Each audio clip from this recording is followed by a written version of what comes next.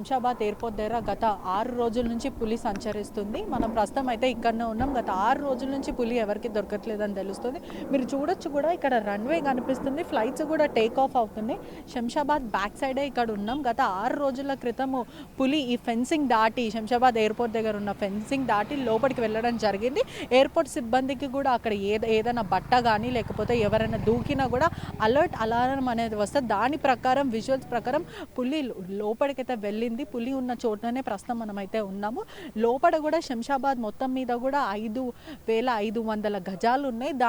దాని మీద కూడా మొత్తం మీద 250 నుంచి 300 గజాలు మాత్రమే ఎయిర్పోర్ట్ సిబ్బంది వాళ్ళు అక్కడ యూజ్ చేసుకుంటున్నారు. రన్వేకే కానీ టేక్ ఆఫ్కి ఆ పరంగా అయితే యూజ్ చేసుకోవడం అయితే జరుగుతుంది. మొత్తం మీద మిగతా ఎకర్స్లో అయితే కొన్ని పూర్తిగా అయితే చాలా మటుకు ఎకర్స్లో అయితే అక్కడ పులి తిరుగుతుంది అయితే తెలుస్తుంది. ఇదంతా కూడా అంటే 250 నుంచి 300 ఎకర్స్ వదిలేస్తే మిగతా ఎకర్స్ మధ్యలో పులి తిరుగుతుంది.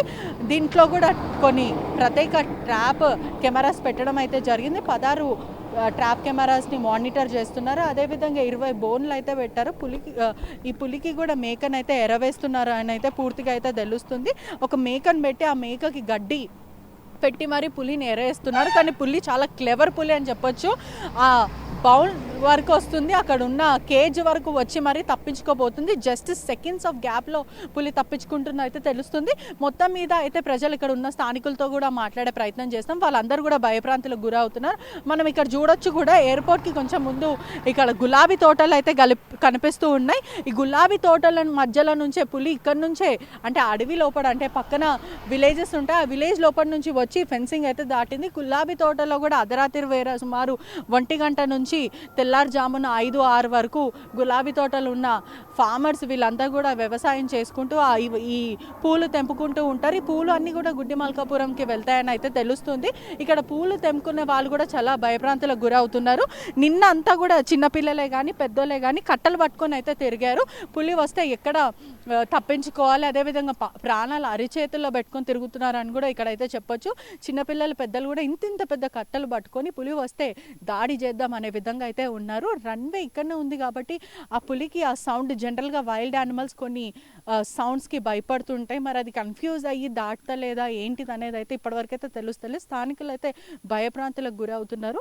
మొత్తం మీద అయితే ఒక కేజ్ అయితే అరేంజ్ చేశారు. సుమారుగా 20 నుంచి 30 కేజీలు అయితే ఉన్నాయి. ఆ కేజ్లో కూడా మేకను ఎరవేయడం అయితే జరిగింది. మేక పక్కన కూడా గడ్డి పెట్టినప్పటికీ కూడా పులి అక్కడ వరకు వచ్చి తప్పించుకోబోతుందని అయితే పూర్తిగా అయితే తెలుస్తుంది. నిన్న మాత్రం సెంట్రల్ టాస్క్ ఫోర్స్ వాళ్ళకైతే లేటెస్ట్ విజువల్స్లో మాత్రం వాళ్ళకి కనిపించింది అని అయితే సమాచారం వస్తుంది.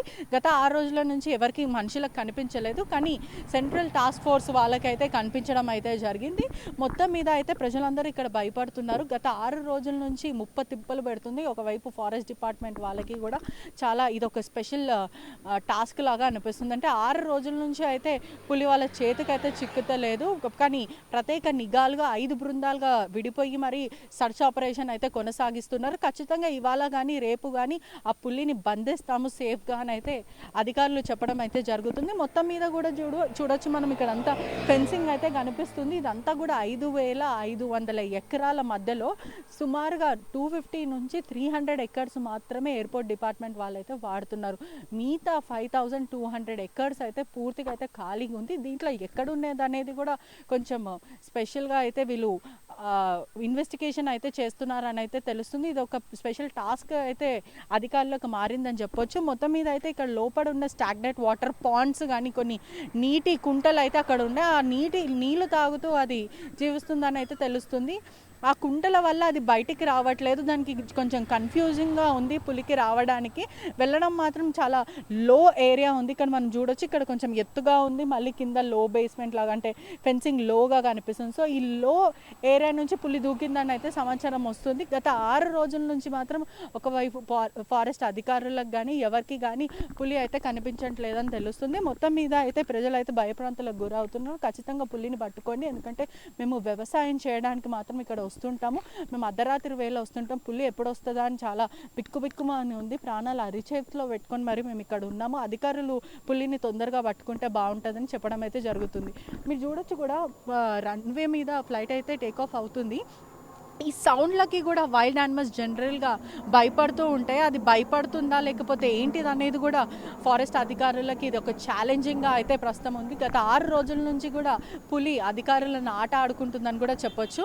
మొత్తం మీద అయితే ప్రజలు భయప్రాంతాలకు గురవుతున్నారు. తొందరగా పులిని పట్టుకోవాలని ప్రజలు కోరుకోవడం కూడా జరుగుతుంది. Cameraman శివతో పెట్రిషా reporting RTV Hyderabad. నమస్తే అండి. ఇది వ్యాపారం గురించి కాదు, ఓటు గురించి. ఎన్నికల్లో ఓటు వేయడం మన హక్కు మాత్రమే కాదు, కర్తవ్యం. ఎంతో మంది మహా నేతలు శ్రమించి ప్రాణత్యాగం చేసి ఈ అవకాశాన్ని మనకిప్పించారు. అందరూ ఓటు వేద్దాం. ఎందుకంటే ఓటు హక్కు ఊరికే రాదు. నా ఓటు ఎవరికో తెలుసా? అది సీక్రెట్ అండి.